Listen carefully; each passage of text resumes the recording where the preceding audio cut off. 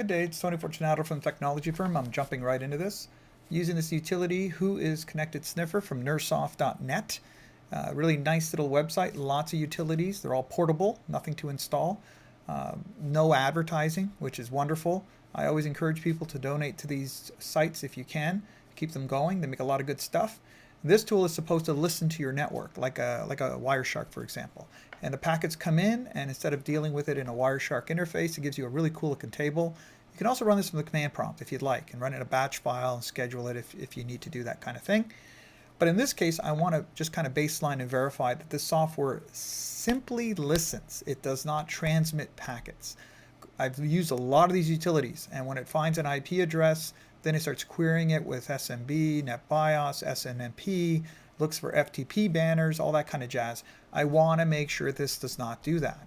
I went through the configuration screen, and I did not see any evidence of the software saying that it will query or talk on the network. So it's supposed to just listen. It's going to use your npcap driver, even though it references winpcap. It even says in the README file it's the same as npcap. It's going to use that driver to listen to the wire and create these reports. So what's really interesting about this is I found something on this network I'm going to show you in a few minutes.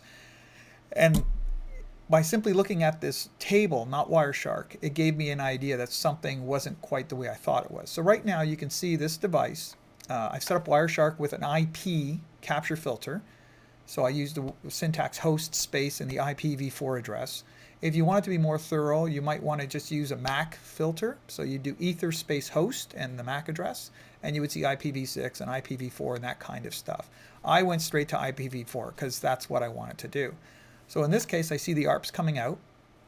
This is why you don't see much on my screen and I don't have a display filter. It's the capture filter, and it's in the title bar there in the Wireshark title bar. It says host space and the IP address. So I let these things run for about 3 minutes. That's usually my rule of thumb. I set up Wireshark to stop capturing after 3 minutes, and then I go to the tool, in this case, whoisconnected sniffer, and I hit the stop button, and then I verify and compare apples and apples. So far, just a bunch of ARP packets, right, which is kind of nice. I also want to make sure that if it is ARPing, it's not doing it excessively. Some tools will actually do ARP discoveries, and you'll see ARP.1, ARP.2, ARP.3, and kind of walk through all the IPs in your network, depending on your subnet mask. I want to make sure it doesn't do any of that nonsense. And so far, it's behaving quite nicely. So it's just listening. And now we have a browser packet. So this is interesting. This device, 10.23, doesn't have SMB on it. It doesn't have browser enabled on it. It doesn't have any storage on it. But yet it's still talking on the network. From a security standpoint, you might say, hey, why is it doing this? Is it vulnerable for exploits and all that kind of jazz? But just from a pure network perspective, this device is doing something I didn't expect. So if you take a look at this device, it says there's no storage. And all those tabs on the top, folder, FTP, media server, they are not available. So something to look into.